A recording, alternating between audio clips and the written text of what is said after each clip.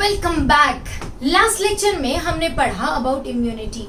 हमने देखा that immunity is the resistance to fight against pathogens और हार्मफुल फॉरेन पार्टिकल्स, जिसको हम लोग एंटीजेंस भी कहते हैं, right.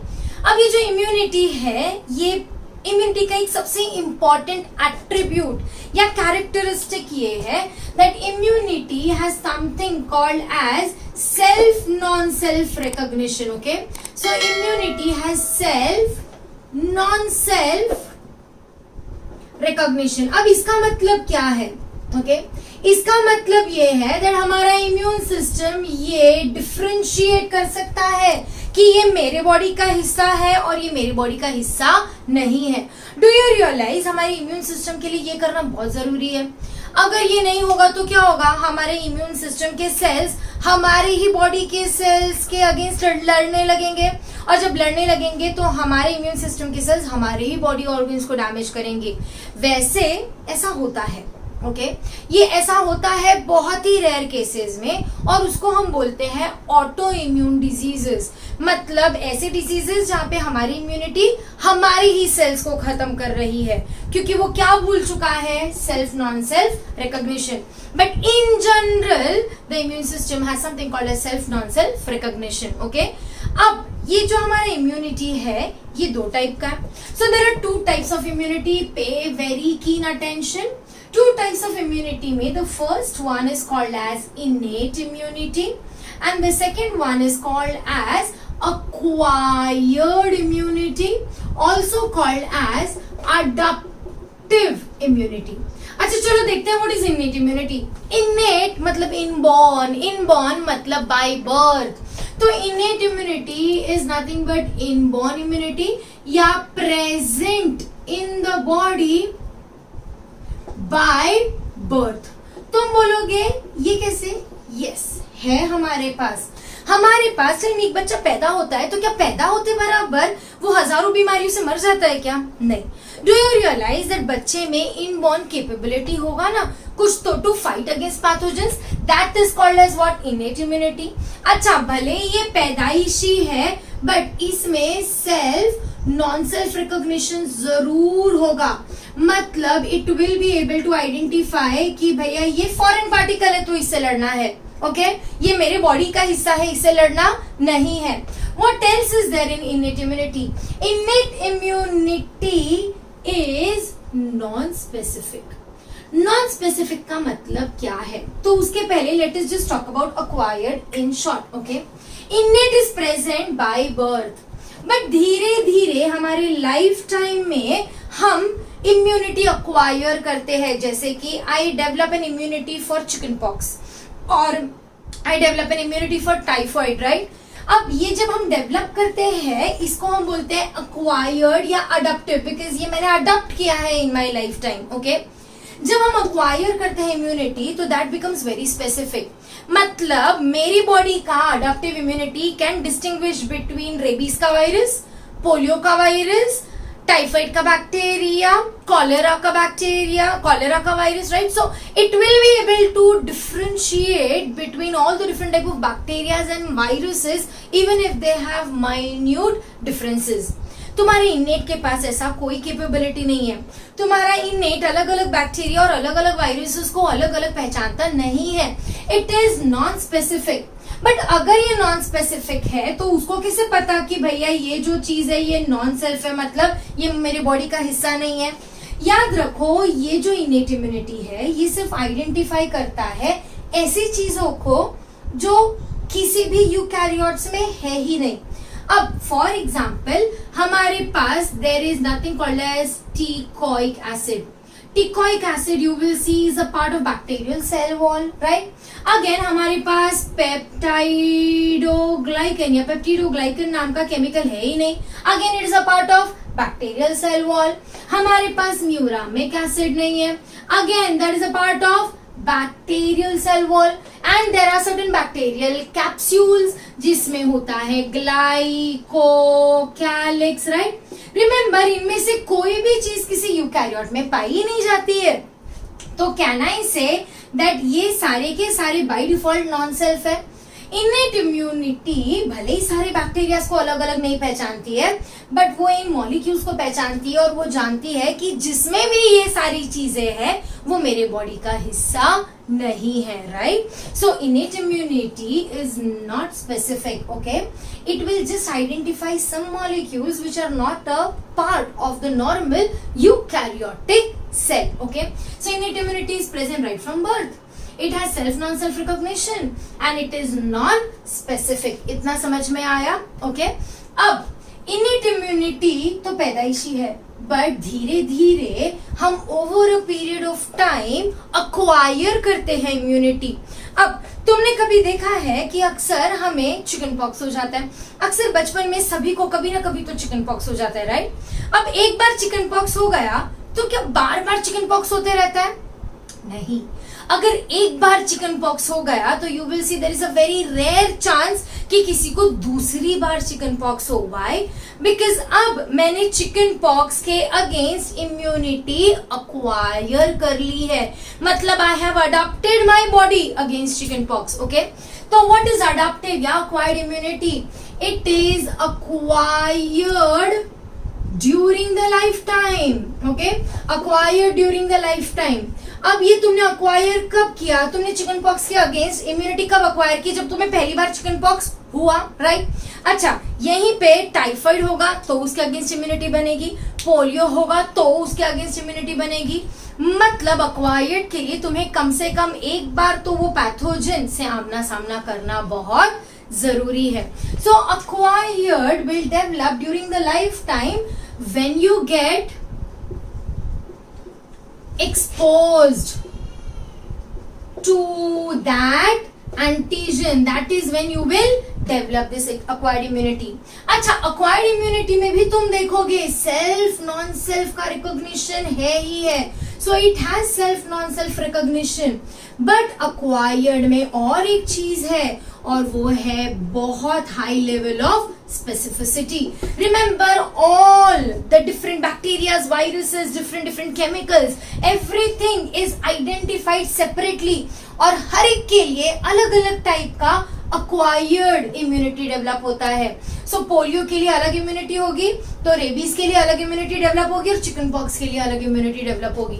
So you will C acquired immunity is highly specific. It has self non-self recognition and it is acquired during the lifetime. You will see acquired immunity में there is diversity, मतलब बहुत variety के चीजों के against develop होता है, बहुत variety के चीजों के अगेंस्ट या बैक्टीरिया और वायरसेस के अगेंस्ट डेवलप होता है, बट हमेशा स्पेसिफिक इम्यूनिटी ही डेवलप होती है। तो पोलियो के लिए अलग, रेबीज के लिए अलग और कॉलेरा के लिए अलग। इतना समझ में आया?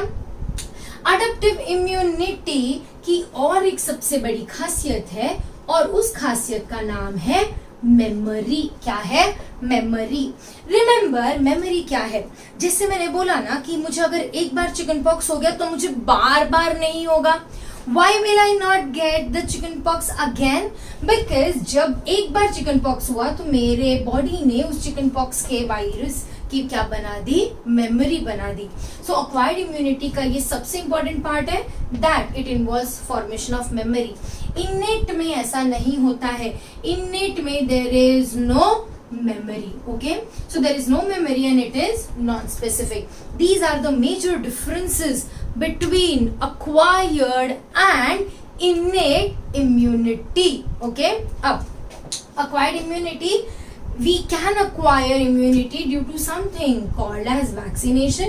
क्या होता है ये वो हम देखेंगे थोड़ी देर बाद in some lecture, okay?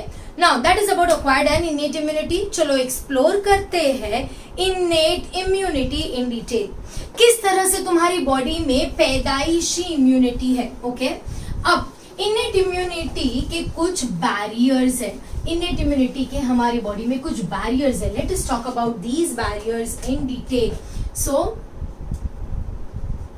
we are talking about barriers of innate immunity, okay? अब मेरी बॉडी में तुम खुद को ऑब्जर्व करो, तुम्हारी बॉडी में ऐसा क्या है जो माइक्रो ऑर्गेनिजम्स की एंट्री को रोकता है? फिजिकल बैरियर्स है तुम्हारी बॉडी में। So the first thing is anatomical barriers. Okay, please make a note of this, very important. Anatomical barriers और physical barriers. Okay, अब ये anatomical barriers या physical barriers क्या है?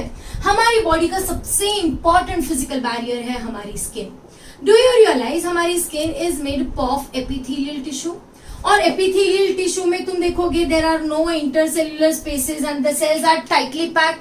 तो यहाँ से लेकर यहाँ तक के, do you know skin is a longest organ of your body, right? Largest organ of your body, and it is made up of tightly packed cells. हमारी स्किन के थ्रू कोई भी बैक्टीरिया वायरस अंदर नहीं जाता है. कब अंदर जाता है, कब तुम्हें इन्फेक्शन होता है? जब तुम्हारी स्किन या तो कटती है या फटती है या जलती है. मतलब if there is damage to the skin, then that will allow the entry of bacteria or any other pathogen to enter inside your body. Otherwise skin is a very good protective layer. अच्छा, skin में मुझे भी क्या आ रहा है, पसीना आ रहा है, राइट? सो स्किन के साथ एसोसिएटेड ग्लैंड्स है जिसको हम बोलेंगे स्वेट ग्लैंड्स. यू विल सी हमारे स्किन में हेयर फॉलिकल्स के साथ एसोसिएटेड होते हैं स्वेट ग्लैंड्स. अच्छा, ये स्वेट ग्लैंड्स बनाते क्या है? स्वेट बनाते हैं. और कैसा होता है हमारा स्वेट? खारा होता है, बिकॉज हमारे स्वेट में बहुत सारे क्या होते हैं? सॉल्ट्स होते हैं. और ये सॉल्ट्स कहीं ना कहीं बैक्टीरिया के ग्रोथ को होने नहीं देता है ऑन द बॉडी, राइट? अच्छा, उसके अलावा क्या है? हमारी स्किन के साथ एसोसिएटेड है सीबेशियस ग्लैंड, राइट? अच्छा, what is this sebaceous gland? Sebaceous glands मतलब हमारे oil glands. You will see हमारी स्किन पर कंटिन्यूअसली ऑयल आते रहता है, राइट? We don't have a dry skin, we have oily skin, right? और जिसमें ऑयली स्किन होती है ना, यू विल सी उनको पिंपल्स का भी बड़ा प्रॉब्लम होता है. अब ये ऑयल या सीबेशियस ग्लैंड करता क्या है? ये ऑयल सीक्रेट करता है. और ऑयल में क्या है? ऑयल में है बहुत सारे फैटी एसिड्स. यू विल सी काफी हद तक के ये जो फैटी एसिड्स है तुम्हारी सीबेशियस ग्लैंड में, दीज शो बैक्टेरिसाइडल, साइडल मतलब किलिंग, बैक्टेरिसाइडल और फंगीसाइडल properties or activities. So you will see that these sebaceous sweat glands have fatty acids which can kill bacteria as well as fungi. So can you see how important is skin to your body, right? अच्छा, इसके अलावा हमारे पास क्या है physical barrier में? हमारे पूरे body में है something called as mucus, mucus membranes. Okay, अब ये म्यूकस क्या है? Mucus is nothing but a sticky substance which is, जिसको हम लोग प्यार से शेमुड़ भी कहते हैं, right? And which is present in a lot of tracts of our body, जैसे कि हमारा रेस्पिरेटरी ट्रैक्ट, हमारा एलिमेंट्री कनाल, हमारा urinogenital tract, right? So you will see that it is present in so many different tracts. Okay, अब ये mucus का काम क्या है? Let us see. Do you realise physical barriers में, suppose if we are breathing, अगर मैं breath कर रही हूं तो I am breathing in air, हम चुन चुन के ऑक्सीजन तो ब्रीथ नहीं कर रहे, एंड दिस एयर में contain a lot of particles. Some particles are of a larger size and some are of very small size. अब ये जो लार्ज साइज वाले पार्टिकल्स है ये यहीं ट्रैप हो जाता है हमारे नेजल ओरिफिस या नेजल पैसेज में. व्हाई? बिकॉज हमारे पास यहाँ पे है थिन हेयर. ये फाइन हेयर हमारे डस्ट पार्टिकल्स को ट्रैप करता है और यहीं से बाहर निकाल देता है. ओके, अब कौन है जो अंदर जाएगा? Air and tiny dust particles. ये टाइनी डस्ट पार्टिकल्स जाएंगे हमारे पैसेज में. कहाँ जाएंगे? Pharynx, larynx, right? अब रिमेंबर हमारे रेस्पिरेटरी ट्रैक्ट में है म्यूकस. म्यूकस का काम है to trap the dust particles. जैसे ये डस्ट पार्टिकल्स ट्रैप होंगे हमारे पास यहाँ है सीलिएटेड, कॉलुमनार, एपिथेलियम. और जैसे ही डस्ट पार्टिकल्स ट्रैप होंगे all the cilia will start moving in the upper direction. हमें आ जाएगी.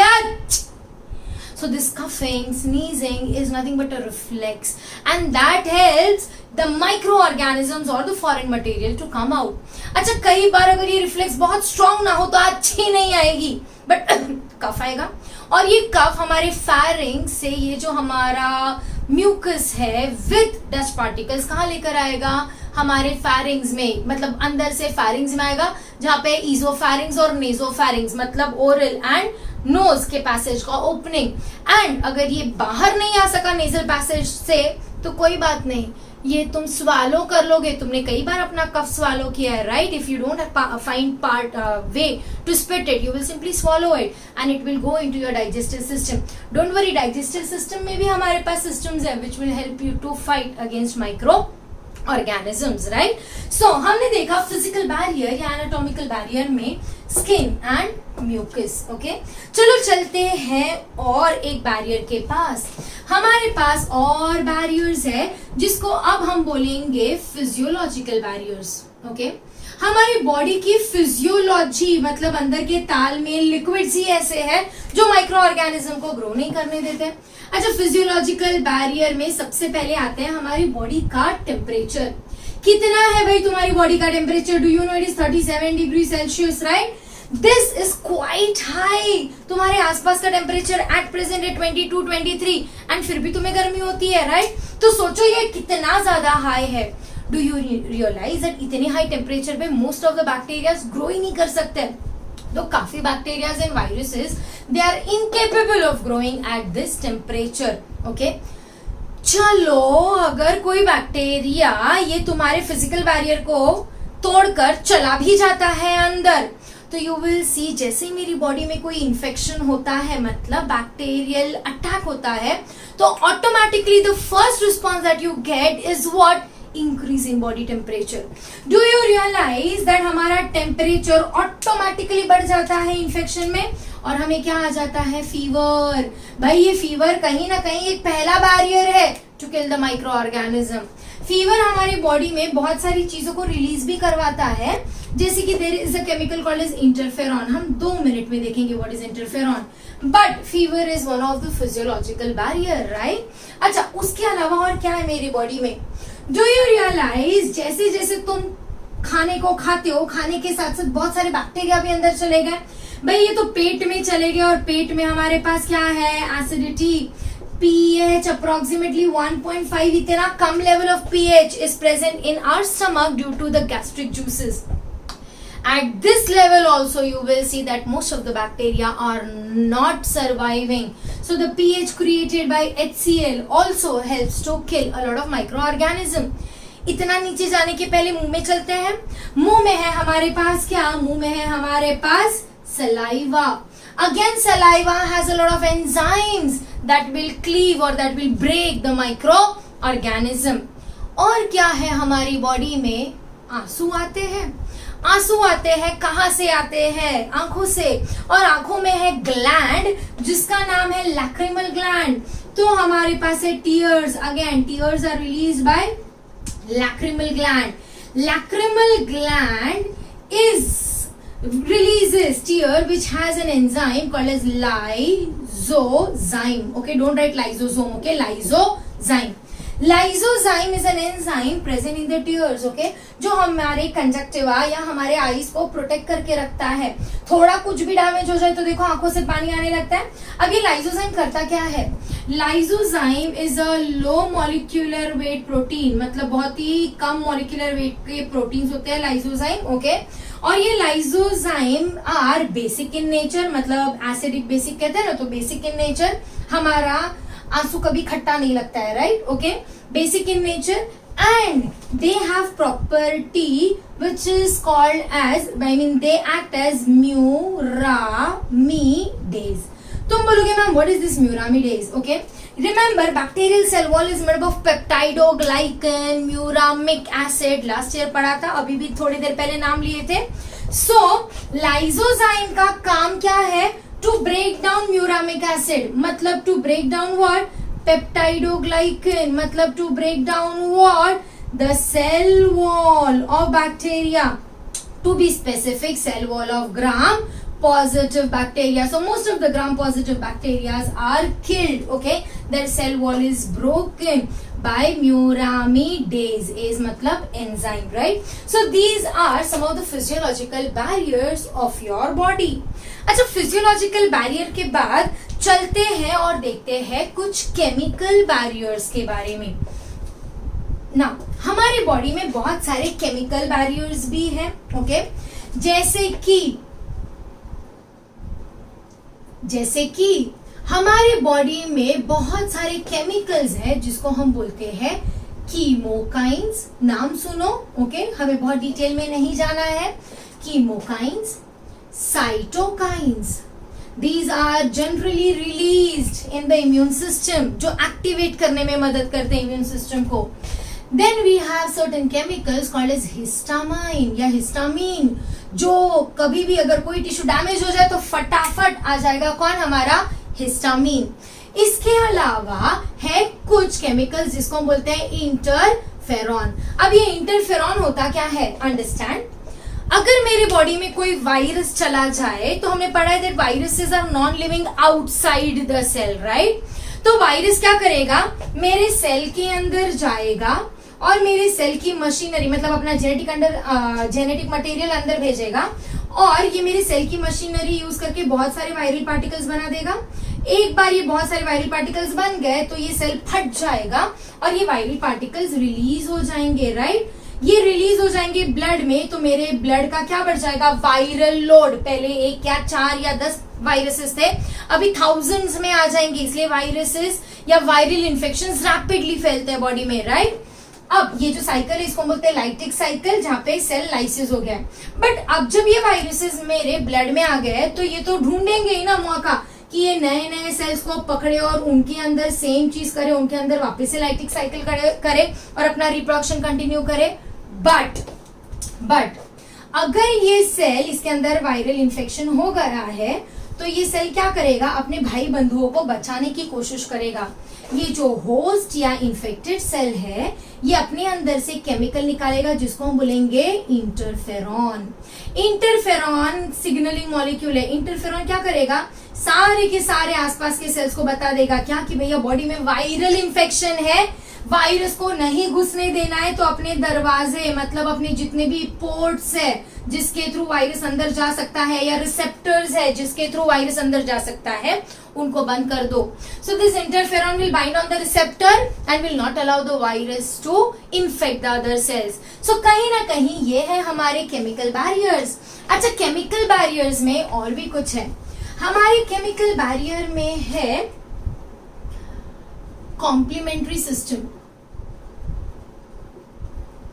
Okay, complementary system is a system, okay, which has approximately 30 complementary proteins, okay। complementary proteins ऐसे 30 complementary proteins है जो एक चेन रिएक्शन करते हैं, मतलब एक कैस्केड रन करते हैं। कैस्केड मतलब चेन रिएक्शन। और ये सब के सब प्रोटीन्स कहाँ प्रेजेंट है, हमारे सीरम में, हमारे ब्लड में। और जैसे ही कोई पैथोजन आता है ये फटाफट एक के बाद एक एक्टिवेट होते हैं और वो जो सेल है ना उसके अंदर गड्ढा बना देते हैं। मतलब कोई माइक्रो ऑर्गेनिज्म चला जाए तो ये 30 प्रोटीन्स एक्टिवेट होकर अल्टीमेटली इस तरह से यहाँ पे आ जाएंगे कि इसके अंदर गड्ढा बन जाए और ये पैथोजन मर जाए। So we have something called as the complementary system as well, okay. Now इसके अलावा व्हाट डू वी हैव, इसके अलावा we have a lot of, वो गॉड, तुम बोलोगे मैम इनेट इम्यूनिटी में इतना सब कुछ है तो अक्वायर्ड की जरूरत क्या है। भाई ये भी तो कम पड़ जाता है, तभी तो बीमारियां होती है।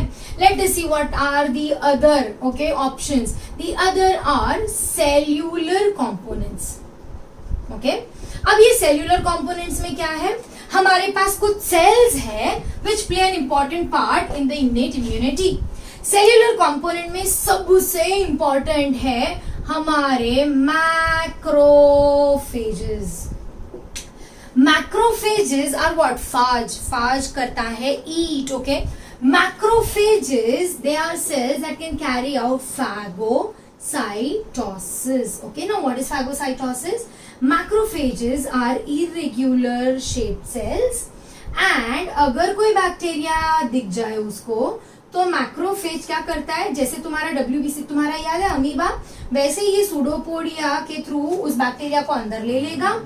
यहाँ पे बन जाएगा एक फैगोजोम, ओके। अब क्या होगा, तुम्हारे मैक्रोफेज के अंदर लाइजोजोम है। Remember the word lysosome, not lysozyme, okay. This is enzyme, this is an organelle. This lysosome has hydrolytic enzymes. ये लाइजोजोम तुम्हारे फैगोजोम के साथ फ्यूज हो जाएगा और फ्यूज होने के बाद सारे लाइटिक एंजाइम्स यहाँ पे रिलीज हो जाएंगे। अब ये बन जाएगा, ये जो दो स्ट्रक्चर कंबाइन होकर बना है इसको बोलेंगे फैगोलाइसोसोम, और ये फैगोलाइसोसोम इस बैक्टीरिया को खा जाएंगे। Literal act of eating is called as phagocytosis, जो करते हैं कौन से सेल्स, मैक्रोफेजेस। इनको ढूंढ के किसने निकाला, इनको ढूंढ के निकाला था एक साइंटिस्ट ने जिसका नाम है Metchnikoff. Okay, Metchnikoff is the name of the scientist who found out और डिस्कवर्ड फैगोसाइटोसिस। अच्छा, उसके अलावा और कुछ सेल्स है क्या? Yes, there are cells called as natural killer cells. Okay, natural killer cells also abbreviated as NK cells. Okay, NK cells जो है ये सेल्स बहुत ही खास है। ये NK cells हमारी पूरी बॉडी में घूमते रहते हैं और ये ढूंढते रहते हैं कि मेरे बॉडी का खुद का कोई सेल एबनॉर्मल तो नहीं हो गया। मेरे बॉडी में हर एक सेल के ऊपर कुछ सरफेस पर रिसेप्टर्स होंगे। ये सिर्फ क्या करेगा, हर एक सेल को स्क्रीन करते जाएगा and will try to identify if there is an abnormality. अगर किसी भी सेल में कोई एबनॉर्मैलिटी दिख रही है मतलब अंदर कुछ तो गड़बड़ है, वो ऐसे सेल को मार देगा again by phagocytosis. Natural killer cells are responsible for killing, they kill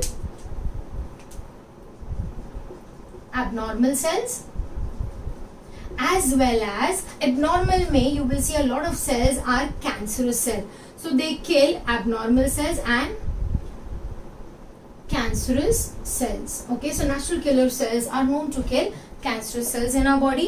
Again, there are some more जैसे कि basophils, monocytes, all of these are the cellular components of your innate immunity. Okay, now उसके अलावा we have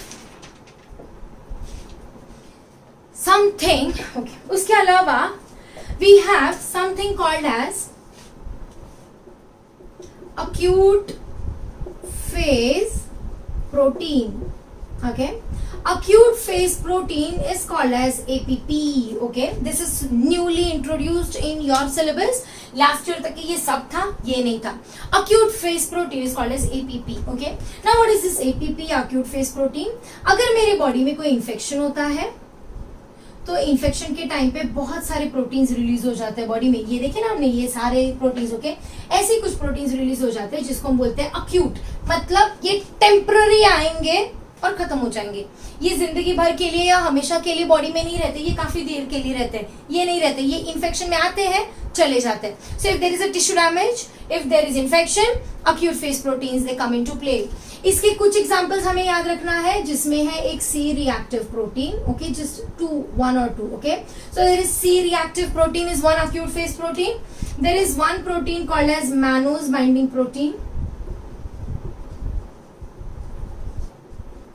Okay, so C-reactive protein या mannose binding protein also called as MBP. Okay, these are acute phase proteins. Acute phase proteins may also have alpha-1 acid glycoprotein. Okay, so this is the last one, alpha-1 glycoprotein. So alpha-1 glycoprotein, these are few acute phase protein. Okay, अब मैंने तुम्हें बताया क्या होता है phagocytosis. मैंने तुम्हें बताया it is a part of innate immunity. अब अगर तुम्हारी बॉडी में कोई भी बैक्टीरिया अटैक करे तो ये सब किसी ना किसी वे में उसको रोकने की कोशिश करते हैं। बट अगर तुम्हारा बैक्टीरिया ओवर स्मार्ट है या ज्यादा स्ट्रांग है या हाइपर एक्टिव है तो ये किसी ना किसी तरह से इन सारे सिस्टम्स को तोड़कर मोड़कर अंदर की तरफ आ जाएगा और अटैक करेगा। और जब अटैक करेगा तो तुम्हारी बॉडी उसको रिएक्ट करेगी। The first line of defence is something called as inflammation, जो हम देखेंगे थोड़ी देर बाद।